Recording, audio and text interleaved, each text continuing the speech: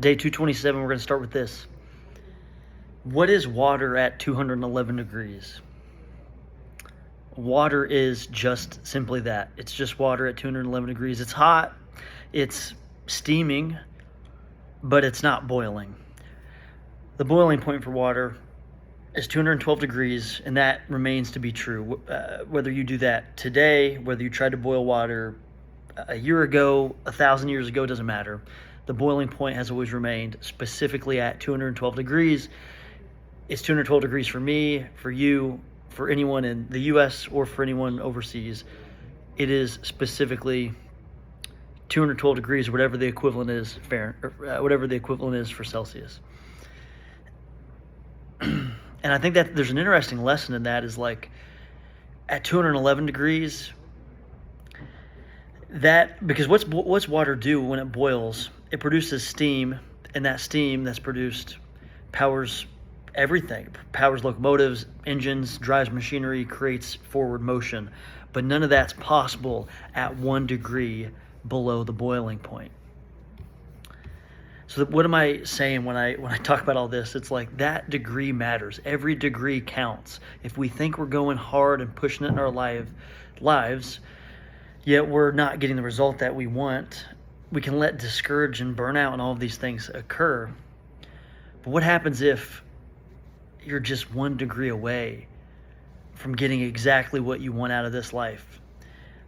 I don't know why I'm thinking of this, just popped in my head, but if you've ever seen that meme of someone's like digging for gold, I've seen this as like an animation before, where they're digging for gold and they're going down, and this big pile of gold is like right towards the bottom, and they're 1 scoop away from getting to the gold, but they got so discouraged because they dug so far that they start going back up to the top, and you just want to like scratch your eyes out, because you're like, man, you're just 1 dig away from getting to the gold, but you gave up just 1 bit too soon. Just resonate with that. I want to make sure that we are doing everything we can to leave everything on the line, to not leave a single stone unturned, to make sure that we're getting to that boiling point in our life. And it talks about an illustration in the Bible in Joshua chapter 6, verses 1 through 5, so I'm going to read from here. But it's where God gives Israel this battle plan that, earthly wise, it didn't make any sense, but what it did is it required consistency and trust and just 1 more lap. And you'll see that and hear what I read. So Joshua 6, starting with verse 1, it says, "Now the gates of Jericho were securely barred because of the Israelites. No one went out and no one came in. Then the Lord said to Joshua, 'See, I have delivered Jericho into your hands, along with its king and its fighting men. March around the city once with all the armed men. Do this for 6 days. Have 7 priests carry trumpets of ram's horns in front of the ark. On the 7th day, march around the city 7 times with the priests blowing the trumpets. When you hear them sound a long blast on the trumpets. Have the whole army give a loud shout. Then the wall of the city will collapse and the army will go up, everyone straight in.'" So if you break this down, it's like these people didn't shout on the first day, and these people didn't shout even on the 3rd day or the 6th day. They had to go in circles in silence for 6 days straight. For 6 days straight. And then even on that 7th day, like, they weren't told to shout after the first lap, but they had to go around 7 times. And I think in our lives, like the comparison that I'll draw there is like in our lives, we might have our own Jericho that we're circling around, like we're giving this effort and we're wondering like why we're continuing to go around in circles without having that result, whatever it is for you. It's like maybe you're on lap 6, and maybe you don't even know that it's the 7th lap is when whatever it is you're working towards going to come to fruition. But maybe if you don't know that, maybe you want to stop. Maybe you're about to give in, but tell yourself that I might just be 1 lap away. I might be that 1 degree away from the boiling point to make this dream a reality, whatever it is you got going on in your life.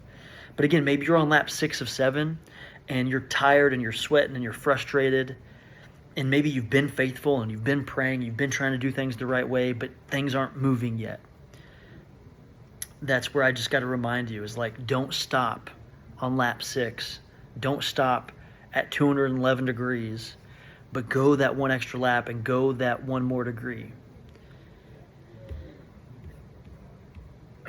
Obey God one more step. Trust Him with one more step, one foot in front of the other. Do that consistently, and those special things that you're aiming for are going to happen in your life. I believe that.